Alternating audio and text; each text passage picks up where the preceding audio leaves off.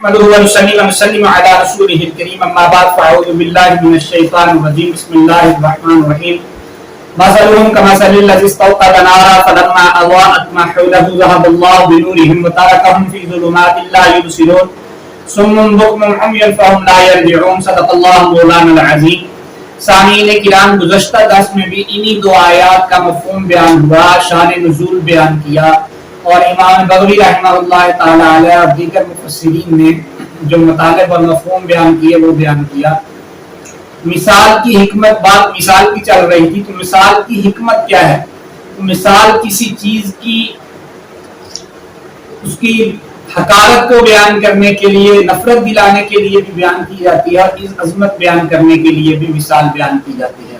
قرآن مجید میں اللہ فرماتے ہیں مثل الذین حملوا التوراۃ ثم لم يحملوها كمثل الحمار يحمل اسفارا، کہ یہ یہود نے تورات کا حلیہ یوں بگاڑا، انجیل کا حلیہ یوں بگاڑا، یا اہل کتاب نے کہ انہوں نے یہ حلیہ بگاڑ کے جو اس کا اصلی مفہوم اور مقصد تھا اس کو بالکل ہی چھوڑ دیا.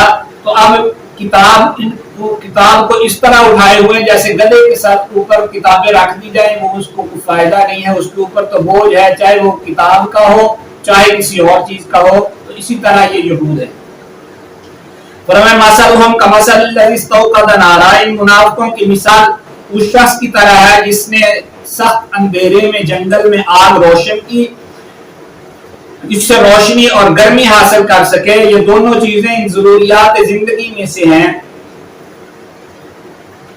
کہ نبی اکرم صلی اللہ علیہ وسلم نے جب اسلام کی دعوت دی تو فطرتاً، جو اسلام فطرتاً انسان کے اندر اللہ نے رکھا ہوا ہے، اس صلاحیت کی بنیاد پر انہوں نے زبان سے اقرار کر لیا آمنا باللہ وبالیوم الآخر، لیکن اس کو دل میں نہیں اتارا، دل سے قبول نہیں کیا. کیوں انہوں نے یہ سب کچھ کیا؟ اس لیے کہ رسول اکرم صلی اللہ علیہ وسلم نے فرمایا من قال لا الہ الا اللہ فقد عصم منی مالہ و نفسہ، جس نے اسلام قبول کیا، لا الہ الا اللہ کہہ دیا، وہ مجھ سے محفوظ ہو گیا اس کی جان اور اس کی مال. تو انہوں نے اپنی جان اور مال کی حفاظت کے لیے زبان سے اقرار کیا. تو ان کی مثال ایسے ہے فلما اضاءت ما حولہ، جب اس جنگل میں جیسے وہ آگ کو روشن کیا تو ذهب اللہ بنورہم، پھر آگ کی روشنی ختم ہو جائے. اسی طرح اسلام ان کے سامنے روشن ہوا، ہر چیز ان کے سامنے آئی، لیکن پھر یہ کفر کی طرف چلے گئے اور اندھیروں میں چلے گئے. اندھیرے، اللہ نے قرآن مجید میں اندھیرا کفر کو کہا ہے، تو ان کے اندر کون سا اندھیرا تھا، کون سے اندھیرے مراد ہیں؟ مفسرین نے لکھا ہے پہلا اندھیرا کفر کا ہے، اللہ ولی الذین آمنوا یخرجهم من الظلمات الی النور والذین کفروا اولیاءهم الطاغوت یخرجونهم من النور الی الظلمات. تو کفر کا پہلا اندھیرا.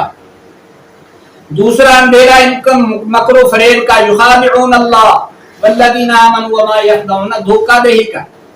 تیسرا اندھیرا جھوٹ بولنے کا، بما کانوا یکذبون، اللہ قرآن مجید میں فرماتے ہیں. تیسرا اندھیرا طعن و تشنیع کا، نبی اکرم صلی اللہ علیہ وسلم کے صحابہ کو اور آقا صلی اللہ علیہ وسلم کو طعن و تشنیع کا نشانہ بنایا، آمن السفہاء کہا کما آمن السفہاء.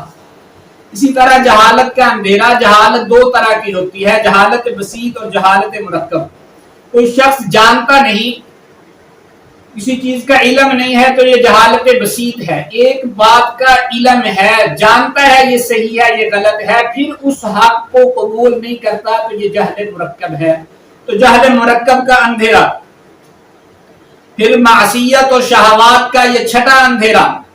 اور شاہ عبد العزیز محدث دہلوی رحمہ اللہ تعالی علیہ فرماتے ہیں قبر کا اندھیرا. مسلم شریف کی حدیث ہے، نبی اکرم صلی اللہ علیہ وسلم نے فرمایا ان هذه القبور مملوءۃ ظلمۃ علی اہلھا، یہ قبریں اپنے مکینوں کے لیے اندھیروں سے بڑی پڑی ہیں. ہاں، جو شخص اپنے دل کو نور ایمان سے منور رکھتا ہے تو قبر بھی منور اور روشن ہوتی ہے، اور قبر میں روشنی میسر ہوتی ہے.